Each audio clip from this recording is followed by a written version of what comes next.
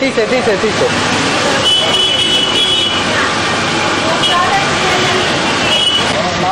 Door లాగు ఊపో గట్టి ఊపో నన్ను లాగు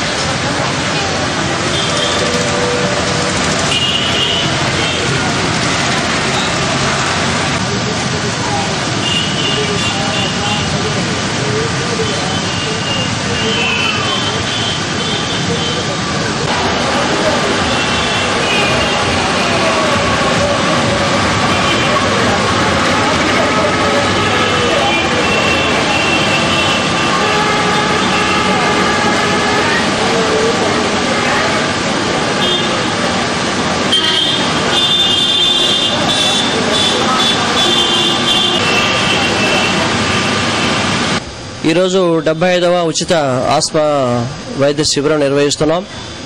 ఇది ప్రతి నెల ఈ కార్యక్రమం ఆఖరి శనివారం ముఖ్యంగా పేద పేషెంట్స్కు ఉద్దేశించి ఈ కార్యక్రమాన్ని జరుపుతున్నాం బాబా దయ వల్ల. ఈ రకంగా ఈ పొల్యూషన్ వల్ల, ఈ వాతావరణ కాలుష్యం వల్ల ఊపిరితిత్తుల జబ్బుల సంఖ్య ఎక్కువైపోతుంది. రాను రాను ప్రతి సంవత్సరం కొన్ని లక్షల మరణాలు ఊపిరితిత్తుల ఇన్ఫెక్షన్స్ వల్ల, న్యూమోనియా వల్ల, టీబీ జబ్బు వల్ల, ఊపిరితిత్తుల నీరు, లంగ్ క్యాన్సర్ వల్ల, తర్వాత ఈ బీడీ సిగరెట్ కాల్చడంలో వచ్చే జబ్బుల వల్ల ఊపిరితిత్తులు నాశనం అయిపోయి పాడైపోయి ఊపిరి ఇన్ఫెక్షన్స్ లోనే ముఖ్యంగా నిరక్షరాస్యులు, తర్వాత పేదవారు ముఖ్యంగా అత్యాధునిక వైద్య చికిత్స వాళ్ళకి అందక వాళ్ళు కొన్ని లక్షల మరణాలు ప్రతి సంవత్సరం ప్రపంచవ్యాప్తంగా జరుగుతున్నాయి. ఇది దృష్టిలో ఉంచుకొని ఈ ఊపిరితిత్తుల ఇన్ఫెక్షన్స్కి ముఖ్యంగా టీబీ జబ్బు కానివ్వండి, ఆస్మా జబ్బు కానివ్వండి, ఉచితంగా మందులు ఇవ్వాలనే లక్ష్యంతో, దైవ సంకల్పంతో ఈ కార్యక్రమం మందుల కంపెనీ వాళ్ళ సహకారం తీసుకొని వాళ్లకు ఈ మందులు ఉచితంగా పంపిణీ చేస్తున్నాం. ఈ రకంగా ప్రతి సంవత్సరం ప్రతి నెల ఆఖరి శనివారం ఈ ఉచిత క్యాంప్స్ నిర్వహిస్తూ ఈ పేదలకు కొద్ది గొప్ప ఆదుకున్న వారికి మాకెంతో ఆత్మవిశ్వాసం, ఎంతో సంతోషంగా ఉంది. ఎందుకంటే వాళ్ళలో చూసే స్పందన పేదల్లో, ఎందుకంటే ఇది ప్రైవేట్లో ఉచిత వైద్యం. ఇది చూడండి, ఒక స్పెషలిస్ట్ డాక్టర్ చేత ప్రతి నెల ఆఖరి శనివారం fixed day free camps with free distribution of medicines ఒక స్పెషలిస్ట్ చేత ప్రైవేట్లో ఉచిత వైద్యం అందిస్తున్నాం అంటే నిజంగా దైవ అనుగ్రహమే. తర్వాత ఈరోజు కూడా ఊపిరితిత్తుల పని సామర్థ్యం తెలిపే స్పైరోమెట్రీ పరీక్షలు కూడా జరుపుతున్నాం. దాదాపు బయట అయితే కన్నా బయట కార్పొరేట్ హాస్పిటల్స్లో అయితే దాదాపు 450-500 విలువ చేసే ఆ ఊపిరితిత్తుల పని సామర్థ్య పరీక్షలు కూడా ఈరోజు ఉచితంగా పేషెంట్స్కు అవసరమైన వారికి ఉచితంగా నిర్వహిస్తున్నాం. ప్రతి నెల కూడా సాధ్యమైనంత వరకు ఈ స్పైరోమెట్రీ పరీక్షలు కూడా ఈ క్యాంపుల్లో మేము ఉచితంగా పేషెంట్స్కు ఉచితంగా చేయిస్తున్నాం. సో ఈ రకంగా ఆస్మా వాతావరణ కాలుష్యం వల్ల దాదాపు 50% పేషెంట్స్ ఆస్మా వ్యాధిగ్రస్తులు ఎక్కువ అవుతున్నారు. ముఖ్యంగా ఈ పట్టణాల్లో, ఈ అర్బన్ లో పొల్యూషన్ వల్ల, వెహికులర్ పొల్యూషన్, ముఖ్యంగా వెహికల్స్ పొల్యూషన్ వల్ల, డీజిల్ ఫ్యూమ్స్ వల్ల, పెట్రోల్ ఫ్యూమ్స్ వల్ల, ఈ వాతావరణ కాలుష్యం వల్ల ఈ ఆస్మా జబ్బులకు లోనై ఊపిరాడక పేషెంట్స్ ఉక్కిరి బిక్కిరైపోయి నరకయాతనలో ఉంటారు. వాళ్ళ క్వాలిటీ ఆఫ్ లైఫ్ తగ్గిపోతుంది, వాళ్ళు పనిచేసే సామర్థ్యం తగ్గిపోతుంది. వాళ్ళు ఎంత చదువుకున్నా సరే వాళ్ళ ఈ ఆయాసంతో, ఈ పేపర్లు కదిలిస్తే ఆఫీసులో ఆయాసం, దుమ్ముదుళ్ళకి ఆయాసం, వాతావరణం మారితే ఆయాసం, మబ్బులు మోడాలు వస్తే ఆయాసం. సో ఈ రకంగా వాళ్ళ క్వాలిటీ ఆఫ్ లైఫ్ తగ్గిపోయి వాళ్ళ పర్ఫార్మెన్స్ కూడా, ఇంటెలిజెన్స్ కోఎఫిషియంట్, ఐక్యూ కూడా తగ్గిపోయే అవకాశం ఉంది. ఈ వాతావరణ కాలుష్యం వల్ల ఆస్మా, ఊపిరితిత్తుల జబ్బులే కాదు, అలర్జీ జబ్బులు, కంటి జబ్బులు, చర్మపు జబ్బులు, గుండె జబ్బులు, బుద్ధి మాంద్యము, ప్రిమచ్యూర్ డెత్స్, ఎయిర్ పొల్యూషన్ వల్ల. ఈ air pollution is silent killer. ఇది మనకు తెలియకనే చాలా జబ్బులు గురైపోయి ఎయిర్ పొల్యూషన్ వల్ల, వాతావరణ కాలుష్యం వల్ల ఈ వాతావరణంలో నుండి గాలిలోని ఆక్సిజన్ శాతం తగ్గిపోతుంది. గాలిలో దాదాపు తీసుకుంటే గాలిలో ఎంత శాతం ఆక్సిజన్ ఉంటుందంటే దాదాపు 20.8% ఆక్సిజన్ ఉంటుంది, 78.09 అలా నైట్రోజన్ ఉంటుంది, మిగతా fraction organ and carbon dioxide. So ఈ రకంగా ఈ అర్బన్ పొల్యూషన్ వల్ల కార్బన్ డైఆక్సైడ్ శాతం ఆక్సిజన్ వాతావరణంలోని గాలిలో తగ్గిపోతుంది.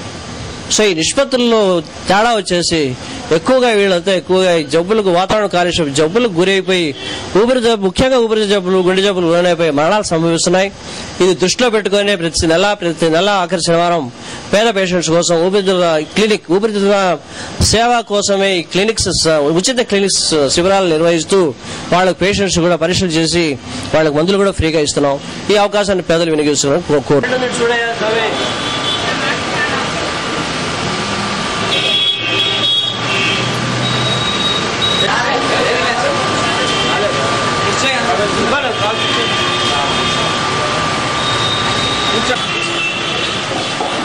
ఒక్క నిమిషం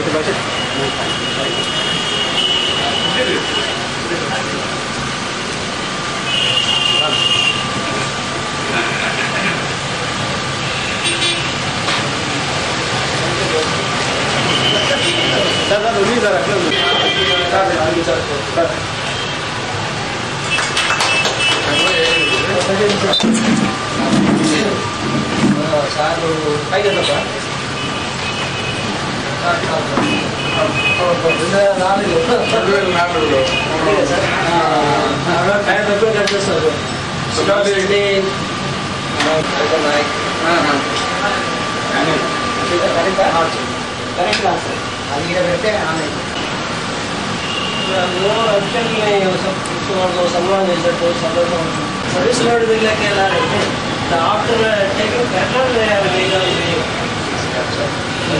చేశారు. డిఆర్ఓ వల్ల వచ్చారు కర్నూలు జిల్లాకి. వారి విశేష కృషి వల్ల పట్టుదల వల్ల కమిషనర్ వల్ల వారికి 2 గోల్డ్ మెడల్స్ అవార్డులు వచ్చాయి. ఈ వాతావరణ కాలుష్యం వల్ల విపరీతమైనటువంటి ఇన్ఫెక్షన్స్ లోనై ప్రవర్తన కూడా మనం లోనవుతున్నాం. మనం తెలియజేయాలని తెలుస్తున్నాం. అది నేరుగా ఊపిరితిత్తుల ఉచిత ఆస్మా మరియు అలర్జీ శిబిరానికి హాజరైన ఈ 75వ ఉచిత వైద్య శిబిరాన్ని నిర్వహిస్తున్నందుకు డాక్టర్ పుల్లయ్యప్ప గారిని ప్రత్యేకంగా తను పెట్టే ఖర్చులో ఎక్కువ శాతం రెండింటి మీదే పెడతాడు. కుటుంబం యొక్క ఖర్చులో 1 ఆహారము, 2 ఆరోగ్యము. కాబట్టి ఈ రెండింటి మీద గాని ఖర్చు తగ్గించుకోగలిగితే పేదవాడు తప్పనిసరిగా పేదరికం నుంచి బయటపడతాడు. కాబట్టి ఆహారం కోసం ఈ ప్రజా పంపిణీ వ్యవస్థ ద్వారా ప్రభుత్వము అనేక చర్యలు చేపట్టి ఈ 2 రూపాయలకే కిలో బియ్యం పథకాన్ని అందరికీ అందించడం అనేది మనం చూస్తున్నాం.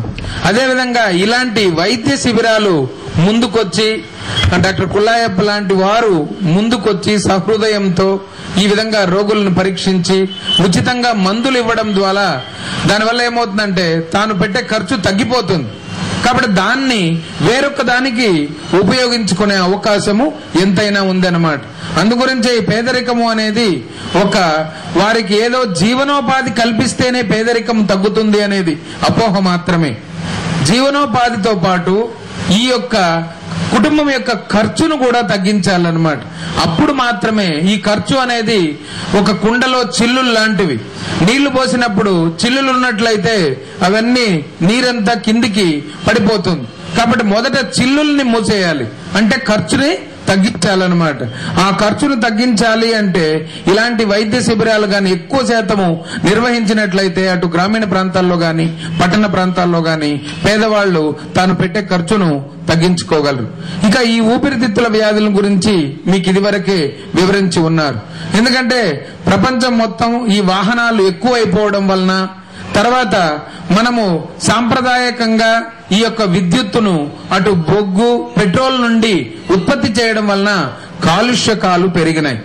ఈ కాలుష్యకము అనేది వాతావరణంలోని మీసోస్పియర్ లో, స్ట్రాటోస్పియర్ లో, ట్రోపోస్పియర్ లో ఏర్పడి కాలుష్యకాన్ని కలుగజేయడం వలన ఈ ప్రపంచంలో ఉండే చాలా మంది ప్రజలు ఈ యొక్క అనారోగ్యానికి గురవుతూ ఉంటారన్నమాట. సో దాని వలన వారు పీల్చుకునే వలన ఆ అలర్జిన్స్, అదే విధంగా సూక్ష్మకాలు అన్ని లోపలికి ప్రవేశించి దాని వలన ఇన్ఫెక్షన్ వచ్చి ఈ యొక్క ఊపిరితిత్తుల వ్యాధులు అనేది సంభవిస్తూ ఉంటుంది. అదేవిధంగా ఆస్మా వ్యాధి వచ్చినప్పుడు ఈ శ్వాసనాళము క్రమేపీ సంకోచం చెందిపోతుంది, పూర్తిగా మూసుకుపోతుంది. ఒక దళసరి శ్లేష్మము అనేది కప్పబడి మనం ఊపిరి పీల్చుకోవడానికి చాలా కష్టమైపోతుంది అన్నమాట. కాబట్టి అటువంటి వాటికి మంచి ఇన్హేలర్స్, ఇంజెక్షన్స్ రావడం వలన మనం వాళ్ళని కంట్రోల్ చేయగలం అన్నమాట. సో ఆ విధంగా అటు ఆస్మాను గాని అదే విధంగా మిగతా ఊపిరితిత్తుల వ్యాధులను గాని మనం కంట్రోల్ చేయవచ్చు. కాబట్టి మనము కొన్ని జాగ్రత్తలు కూడా తీసుకోవాలి. అంటే వ్యాధి వచ్చిన తర్వాత మందులు తీసుకోవడం కాకుండా వ్యాధి రాకుండా కూడా కొన్ని జాగ్రత్తలు తీసుకోవచ్చు. కాబట్టి ఎక్కడైతే కాలుష్యం ఎక్కువగా ఉంటుందో అక్కడ వీలైనన్ని జాగ్రత్తలు తీసుకోవాలి. ఉదయమే ఎక్కడైతే పచ్చని చెట్లు అవన్నీ ఉన్న వాతావరణం ఉంటుందో అక్కడ బాగా నడక గాని జాగింగ్ గాని అక్కడ ఎక్సర్సైజ్లు గాని చేసినట్లయితే మంచి ఫ్రెష్ ఎయిర్ తీసుకున్నట్లయితే ఆక్సిజన్ లభిస్తుంది. దాని వలన ఊపిరితిత్తుల వ్యాధి అని గాని శ్వాసనాళానికి సంబంధించిన వ్యాధులు గాని రావన్నమాట.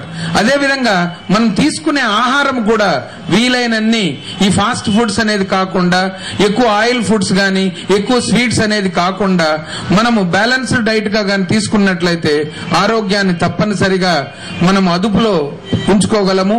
కాబట్టి అనారోగ్యానికి గురి కాకుండా మనము జాగ్రత్త పడేదానికి అవకాశం ఉందన్నమాట. కాబట్టి కులాయప్ప గారికి మరీ జిల్లా యంత్రాంగం తరఫున కృతజ్ఞతలు తెలియజేస్తున్నాము.